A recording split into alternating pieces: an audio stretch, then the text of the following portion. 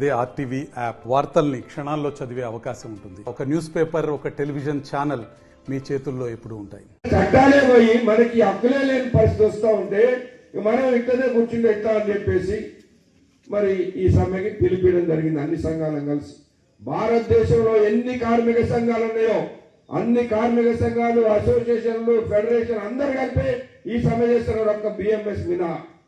BMS ఏంటంటే బీజేపీకి అనుబంధం కాబట్టి బిఎంఎస్ లో ఉన్న లీడర్లు కూడా చెప్తున్నారు ఈ చట్టాలు పోతే మన కార్మికుల నష్టం జరుగుతుంది. కానీ ఆ గవర్నమెంట్ వాళ్ళది కాబట్టి ఆ గవర్నమెంట్కి వ్యతిరేకంగా చేయలేరు కాబట్టి వాళ్ళు మాట్లాడలేని పరిస్థితి ఉంది. కానీ ఇవాళ అందరం కలిసి సమ్మె చేస్తున్నాం.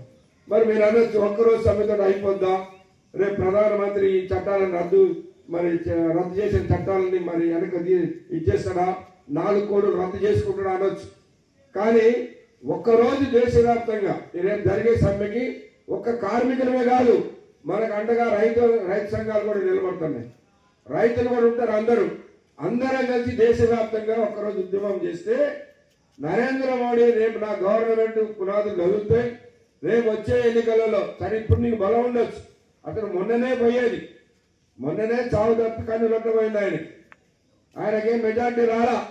కానీ అక్కడ చంద్రబాబు నాయుడు, అక్కడ బీహార్లో నితీష్ కుమార్ వాళ్ళు అక్కడ గెలిచి వాళ్ళు మద్దతు ఇచ్చారు కాబట్టి ఆయన గవర్నమెంట్ నిలబడ్డారు. లేకపోతే మొన్ననే వచ్చేది కాదు ఆయన గవర్నమెంట్. కాబట్టి ఆయనకు రేపు అర్థం కావాలి, రేపు ఈ కార్మిక వర్గం, రైతులు అందరూ నాకు వ్యతిరేకంగా ఉంటే రేపు నాకు ఓట్లు వేసేది ఎవరు ఉంటారు? అదాని, అంబానీలు డబ్బులు ఇస్తారు కావచ్చు, నీకు లక్షల కోట్లు ఇస్తున్నారు. ఆ లక్షల కోట్లు పట్టుకొచ్చే నువ్వు గెలుస్తావు. కానీ ఆ లక్షల కోట్లు పట్టుకొచ్చినా రేపు వీళ్ళందరూ వ్యతిరేకించిన రోజున ప్రజాబలం ఉంటుంది కానీ నీ డబ్బు బలం నిలబడదనేది రేపు అర్థమవుతుంది. కాబట్టి ఇప్పటికే వాళ్ళ బీజేపీలో కూడా కొంతమంది చెప్తున్నారు ఆయనకి రేపు రానున్న రోజుల్లో మనకి గడ్డు పరిస్థితి ఉంటుంది కాబట్టి అన్ని పెట్టుకోవద్దు అంటున్నారు. కానీ ఆయన అట్లా కాదు, ఈ అదాని అంబానీల డబ్బుతోటే నేను గెలుస్తాను కాబట్టి వీళ్ళకి నేను పారిశ్రామికవేత్తల కొరకే ఉంటా అని చెప్పేసి చట్టాలు ఇచ్చేస్తాడు. కాబట్టి దయచేసి మనం అందరికీ నమస్తే. రేపు 9 జూలై నాడు కొన్ని జాతీయ సంఘాలు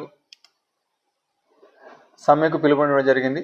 దీనికి సంబంధించి సింగరేణి యాజమాన్యం తరపు నుంచి విజ్ఞప్తి చేయడం ఏంటంటే, మన సింగరేణి సంస్థకు కార్మికులకు సంబంధించిన ఏ సమస్యలున్నా కానీ చర్చల ద్వారా పరిష్కారం చేసుకొని జీరో స్ట్రైక్తోని ఎన్నో సంవత్సరాలు మనం నడుపుతూ వచ్చాము. ఆ రకంగా కార్మికుల సంక్షేమానికి సంబంధించిన ఏ అంశమైన చర్చల ద్వారా చేసుకున్న ఘనత సింగరేణి కార్మికులది, సింగరేణి యూనియన్ నాయకులది, సింగరేణి సంస్థ యాజమాన్యాన్ని. అట్లాంటి పరిస్థితులలో రేపిచ్చిన 8 డిమాండ్లు అవుతున్నాయో అందులో ఒక 4 డిమాండ్లు అవుతున్నాయో అవన్నీ కోల్ ఇండియాకి సంబంధించినవి, మన సింగరేణికి సంబంధించినవి కాదు. అట్లనే ఇంకొక 4 డిమాండ్లు అవుతున్నాయో లేబర్ కోడ్స్ అవన్నీ సెంట్రల్ గవర్నమెంట్కి సంబంధించినవి, అది సింగరేణి యాజమాన్యం కానీ స్టేట్ గవర్నమెంట్ పరిధిలో లేనివి. ఈ రకంగా సింగరేణి పరిధిలో లేని అంశాలను వాటిని పట్టుకొని రేపు పిలుపునివ్వడము దురదృష్టకరం, కార్మికులకు అన్యాయం చేసినట్లయితుంది. అందువల్ల రేపు కార్మికులు కానీ యూనియన్ నాయకులు కానీ వారి యొక్క మనస్సాక్షిని ఆలోచించి, ఇది కాకుండా కార్మికులు ప్రతి మైన్ కూడా కొన్ని గనులకు నిర్దేశించిన లక్ష్యాలు, మైన్ టార్గెట్లు ఇవ్వడం జరిగింది. మనం ఇప్పుడు వర్షాలు ఉండడం వల్ల కొంత వెనుకబడి ఉన్నాం, కంపెనీ పరంగా కానీ RG1 ఏరియా పరంగా కూడా మనం కొన్ని మైన్లు వెనుకబడి ఉన్నాం.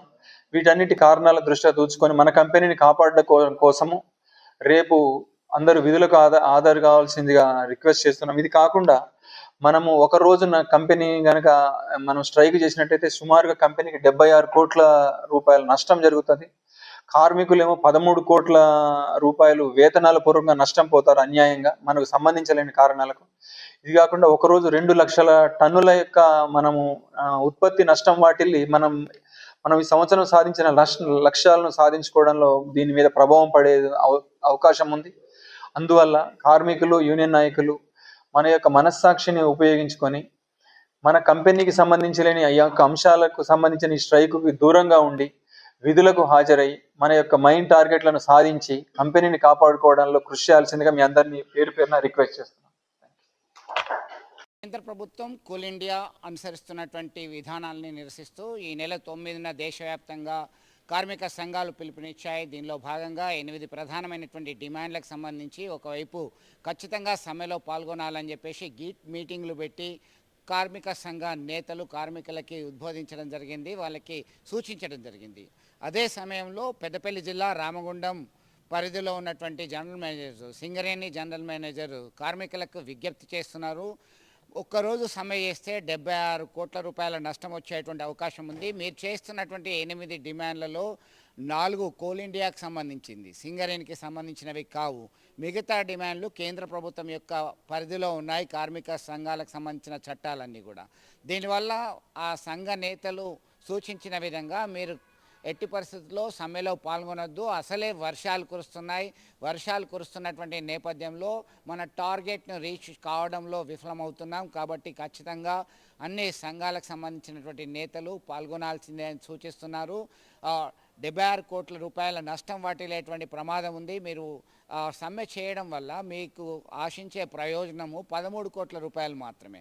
కాబట్టి ఖచ్చితంగా ఆలోచన చేయండి, సమ్మెకు దూరంగా ఉండండి అని పిలుపునిస్తున్నారు సింగరేణి అధికారులు. Lalit Babu general manager. At the same time కార్మిక సంఘ నేతలు మాత్రం ఖచ్చితంగా కార్మికులందరూ ఈ సమ్మెలో పాల్గొనాలి, కార్మికుల యొక్క హక్కులు మనం సాధించుకోవాలంటే సమ్మె ఒకటే మార్గం అని చెప్తున్నారు. అయితే జీరో స్ట్రైక్ నేపథ్యంలో సింగరేణి ఇప్పుడిప్పుడే మనము పుంజుకుంటున్నాం, లాభాల బాటలో నడుస్తున్నాం. మన టార్గెట్ రీచ్ అయ్యేటువంటి క్రమంలో ఇలాంటి సమ్మె చేయడం వల్ల మన ప్రయోజనాలకి విఘాతం కలుగుతుంది. కార్మికులారా ఆలోచించండి అని పిలుపునిస్తున్నటువంటి పరిస్థితి. ఒకవైపు కార్మిక సంఘ నేతలు సమ్మెలో ఖచ్చితంగా పాల్గొనాలని చెప్పేసి సూచిస్తున్నటువంటి నేపథ్యం, మరొక వైపు అధికారులు మాత్రం ఎట్టి పరిస్థితుల్లో సమ్మెలో పాల్గొనొద్దు, మీకు సంబంధం లేదు, సింగరేణికి సంబంధం లేదు అని సూచిస్తున్నారు. ఇటు వడకత్తెరలో పోక చెక్కలాగా కార్మికులందరూ కూడా ఆలోచించాల్సినటువంటి పరిస్థితి ఏర్పడుతుంది. సమ్మెలో పాల్గొంటారా వద్దా, పాల్గొనాలా వద్దా అనేటువంటి మీమాంసలో వాళ్ళు ఆలోచిస్తున్నటువంటి పరిస్థితి మనం ప్రత్యక్షంగా గమనించవచ్చు. విడుదల సుమంత్తో కలిసి చంద్రశేఖర్, RTV, కరీంనగర్ నుండి. మరిన్ని వీడియోస్ కోసం ఛానల్ ని సబ్స్క్రైబ్ చేయండి, లేటెస్ట్ అప్డేట్స్ కోసం వాట్సాప్ ఛానల్ ని ఫాలో చేయండి అండ్ లింక్ డిస్క్రిప్షన్ లో ఉంది.